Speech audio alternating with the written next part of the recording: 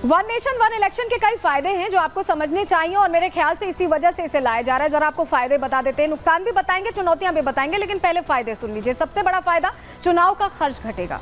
आप देखते हैं कि अमूमन जिस तरह से चुनाव होते हैं, कभी राज्यों के चुनाव चल रहे हैं, देश का चुनाव चल रहा है, बार बार चुनाव होते हैं, उसमें पैसा लगता है, मैन पावर लगती है, प्रशासन और सुरक्षा बलों पर भी ऐसे में बोझ घट जाएगा। हर बार चुनाव में ड्यूटी करनी पड़ती है इन्हें। एक साथ चुनाव होने से सरकारें काम पर भी ध्यान दे सकेंगी, क्योंकि अगर 12 महीने चुनाव चलते हैं तो उनके लिए भी एक चैलेंज होता है जनता के बीच जाना।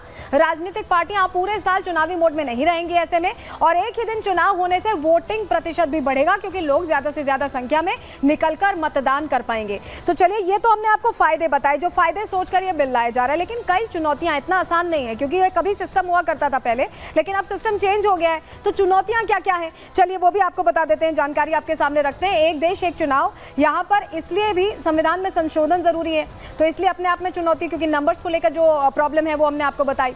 विधानसभाओं से भी पास कराना होगा इसे। लोकसभा और विधानसभा का कार्यकाल 5 साल का होगा। समय से पहले, मान लीजिए कहीं ऐसा होता है किसी राज्य में कि समय से पहले भंग हो जाती है सरकार, तो क्या होगा, ये भी, इसका भी अब आपको जवाब दे देते हैं। चुनाव बचे हुए कार्यकाल के लिए होंगे, यानी मान लीजिए कि 5 साल की सरकार होती है, उसमें 1 साल में सरकार गिर गई या भंग हो गया, कुछ भी इस तरह की स्थिति हुई, तो सिर्फ 4 साल के लिए, सिर्फ 4 साल के लिए ही सरकार चुनी जाएगी। इस तरह से प्रोविजन रखा जाएगा। चुनावों के लिए यहाँ पर ईवीएम और वीवीपैट की ज़्यादा ज़रूरत होगी, ज़्यादा मंगाने पड़ेंगे ईवीएम और वीवीपैट। ये अपने आप में भी एक चुनौती हो सकती है। तो ये वो चुनौतियाँ हैं जिसका सामना करना पड़ सकता है वन नेशन वन इलेक्शन को लेकर। लेकिन फिलहाल जेपीसी भेजे जाने की बात है, कैसे विचार विमर्श होता है, कैसे जो विपक्ष अपने इनपुट्स देता है और उसके बाद जो चेंजेस आते हैं, तो उसके बाद क्या एक्सेप्टेंस होता है, ये देखने वाली बात होगी। चलिए आगे बढ़ते हैं और बात अब संभल की करने वाले हैं, जहां का स्याह इतिहास अब सामने आ गया है, जो बता रहा है कि कैसे यहां पर हिंदुओं को कम होने पर मजबूर कर दिया गया, या ये कहें कि उन्हें वहां से पलायन पर मजबूर कर दिया गया।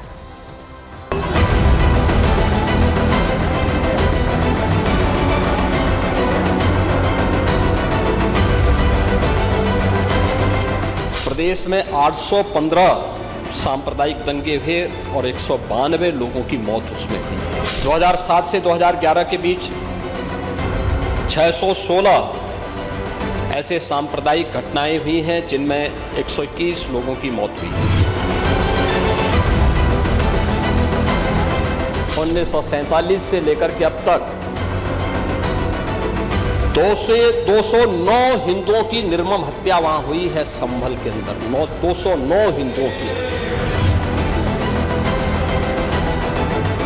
जिसने पत्थरबाजी की होगी, जिसने माहौल खराब किया होगा, उसमें एक ही बचने वाला भी नहीं है।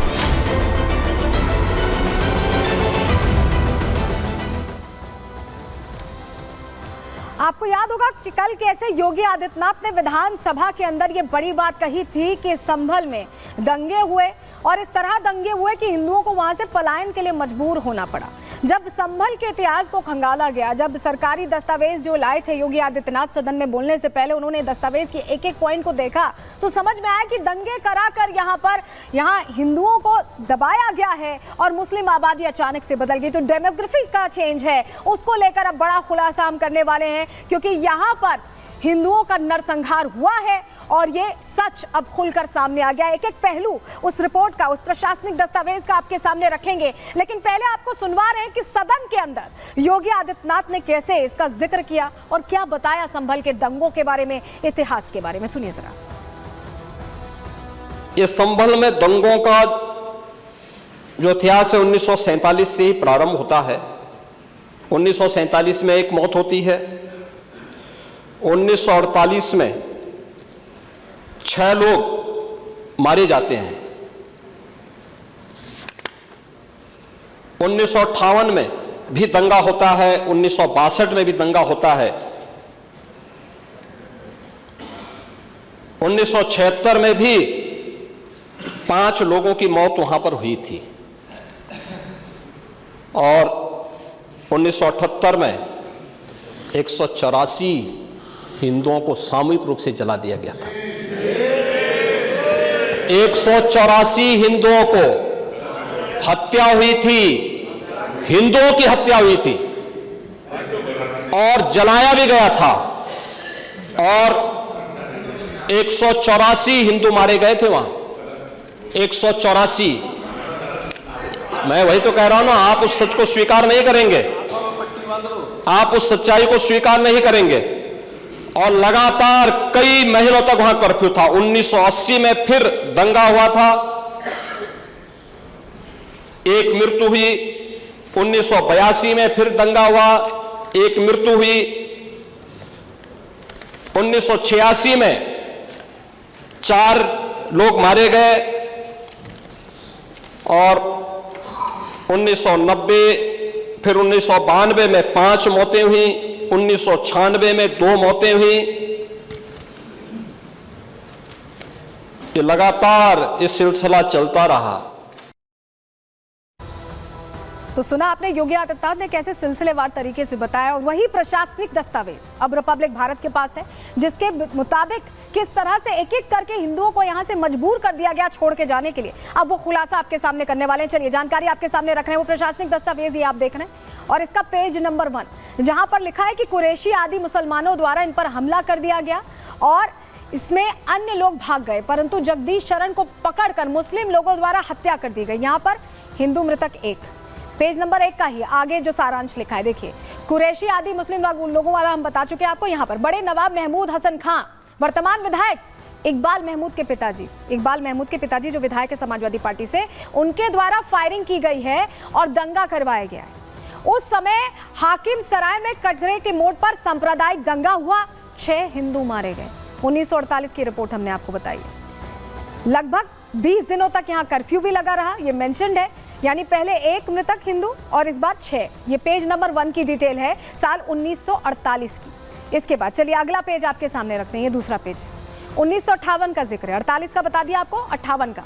रिपोर्ट के मुताबिक क्या क्या कहा गया है, हिंदू मुस्लिम छात्रों के बीच सांप्रदायिक झगड़ा हुआ जहां हथियार, लोहे का पंजा ये सब मिला और 10-12 हिंदू लड़के घायल हुए। मुस्लिम लड़कों ने हथियार, लोहे का पंजा लेकर प्रहार किया और इसमें 10 से 12 हिंदू लड़के घायल हुए। कैसे डर बैठाया गया वहां के लोगों में, ये हम आपको रिपोर्ट के मुताबिक बताने की कोशिश कर रहे हैं। लगभग 2 दिनों तक, उस वक्त भी 1958 में भी 20 दिनों तक 1948 में, 1958 में 2 दिनों तक कर्फ्यू लगा, 10 से 12 हिंदू लड़के गायब हुए।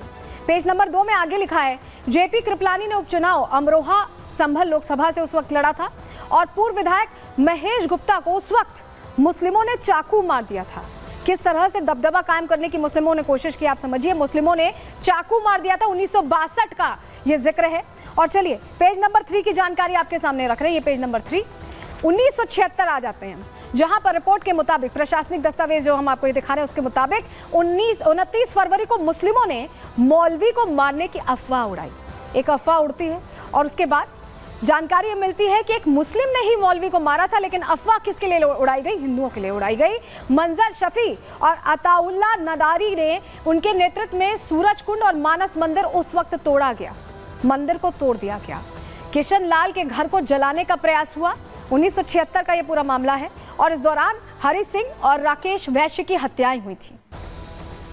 24 अप्रैल 1976 को कोट पूर्वी मोहल्ले में भीषण विस्फोट हुआ, जो रिपोर्ट कह रही है। देखिए एक एक पॉइंटर है यहाँ पर। इस घटना की प्रतिक्रिया में एक वृद्ध की चाकू मारकर हत्या कर दी गई। बार बार इस तरह की घटना है। तीसरा पॉइंटर देखिए, जयचंद रस्तोगी की तमंचे से गोली मारकर हत्या की गई और 20 से 22 दोषी मुस्लिम और 20 से 22 निर्दोष हिंदुओं की गिरफ्तारी हुई। गलती किसी और की, भरा किसी और ने। वहीं एक हिंदू को शहर से बाहर मार दिया गया, चुन चुनकर यहाँ पर अटैक किया गया है। ये पूरी रिपोर्ट्स में सामने आ रहा है। उस वक्त मृतक हिंदू 5 थे। पेज नंबर 4 अब आपके सामने रख रहे हैं प्रशासनिक दस्तावेज का, ये देखिए 1978 की रिपोर्ट। 1976 की बता दी हमने आपको, 1978 पर आ जाते हैं। संभल में सबसे बड़ा दंगा होली के बाद शुरू हुआ। होली का त्योहार और उसके बाद दंगा शुरू हुआ। होली के अवसर पर 2 जगहों पर सांप्रदायिक तनाव था, ये मेंशन है यहाँ पर।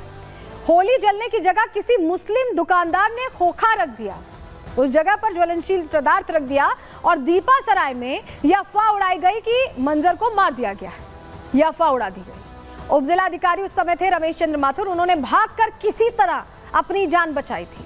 ये सारी चीजें इसमें लिखी हुई हैं। बाजार में भगदड़ मची तो मामा बनवारी लाल हिंदुओं को पकड़कर ले गए और इनके छिपे होने की खबर मुस्लिम आड़तियों को दी थी, जिन्होंने इसकी सूचना आगे दे दी। सूचना देने के बाद क्या हुआ, ये देखिए सब लिखा हुआ है। सूचना दे दी गई और उसके बाद जो घटना होती है वो किसी से छुपी नहीं है। पेज नंबर 5 की जानकारी चलिए अब आपके सामने रख रहे हैं। रिपोर्ट के मुताबिक मुस्लिम भीड़ ने उस वक्त लगभग 40 दुकानें जो हिंदुओं की थी उन्हें जला दिया। ये लिखा हुआ है यहाँ पर, 40 दुकानों को जलाया है, लूटमार की गई है। डॉक्टर शफीकुर रहमान के दबाव में मुस्लिमों की दुकानें जले बिना ही उन्हें मुआवजा भी मिल गया। शफीकुर रहमान बर्क आपको याद होंगे, सपा सांसद थे, तो उनके कहने पर जिन मुस्लिमों की दुकानें नहीं जली थी उन्हें मुआवजा दे दिया गया और 1978 में ही 24 हिंदुओं को मारकर ढेर लगाकर, समझिए मारा गया और उसके बाद ढेर लगा दिया गया, जैसे लकड़ियों का ढेर लगाया जाता है, और उसके बाद जला दिया गया, आग के हवाले कर दिया गया। गांव में जो लोग वापस आ रहे थे तो 160 से ज्यादा लोगों को मारा गया। 1978 सबसे ज्यादा यहाँ पर जो लोगों की हत्या हुई, जो 184 मृतक हिंदू थे, उसका जिक्र हम यहाँ कर रहे हैं। कई दिनों से जंगल में लाशें मिलती नहीं, क्योंकि इतनी बड़े पैमाने पर लोगों को मौत के घाट उतारा गया था। कुछ कुछ दिनों पे ये पता चलता रहा, लाशें मिलती रहीं। जिलाधिकारी फरहत अली ने उस वक्त कोई कार्रवाई नहीं की थी। कार्रवाई में भी देखिए यहाँ दबदबा दिखाई दिया, कार्रवाई नहीं की गई और उस वक्त मृतक हिंदू 184 थे। पेज नंबर 6, उस सरकारी दस्तावेज का पेज नंबर 6 जो बता रहा है एक और कहानी। बनवारी लाल का परिवार पलायन उस वक्त कर गया। जैसा माहौल था, आप सोचिए 184 हिंदुओं को आग के हवाले कर दिया जाएगा, किसी को मार दिया जाएगा, तो लोग पलायन करने लगे। बेटे के साझेदार के भाई की वसीम ने गोली मारकर हत्या उस वक्त कर दी। वसीम के खिलाफ लेकिन कोई एफआईआर नहीं हुई, मनमर्जी चलती रही। दंगों में ही एक शिक्षक की पत्नी और बेटी को मंजर शफी ने अगवा कर लिया। ये मेंशन है यहाँ पे, ये देखिए, बेटी को बलात्कार करके छोड़ा जबकि पत्नी को हिंदुओं ने छुड़ाया। बनवारी लाल देखिए वही शख्स हैं जिनके स्टोर में आग लगा दी गई थी, लोगों को जला दिया गया था, उनके परिवार को भी नहीं छोड़ा गया, कोई कार्रवाई नहीं हुई, तो शिक्षक का परिवार ऐसे में पलायन करने को मजबूर हो गया। लोगों ने छोड़ दिया संभल छोड़ के चले गए, क्योंकि 1948, 1958, 1976, 1978 पूरी डिटेल हम आपको बता रहे हैं। और ये भी पता चल रहा है कि दंगों की आड़ में डॉक्टर शफीकुर रहमान बर्क ने विवादित स्थल जाने से हिंदुओं को प्रतिबंधित कर दिया था, जाने नहीं देते थे। लगभग 30 दिनों तक पूरे इलाके में उस वक्त 1978 में, क्योंकि 184 हिंदुओं की मौत हुई और ऐसे में 30 दिनों तक, ये मेंशन है यहाँ पर, 30 दिनों तक आप समझिए कि लोगों को जाने नहीं दिया, कहीं कुछ हो नहीं पाया, क्योंकि कर्फ्यू यहाँ लागू कर दिया गया था। तो ये वो पूरी रिपोर्ट है जो हमने आपके सामने पेज दर पेज यहाँ पर रखने की कोशिश की, आपको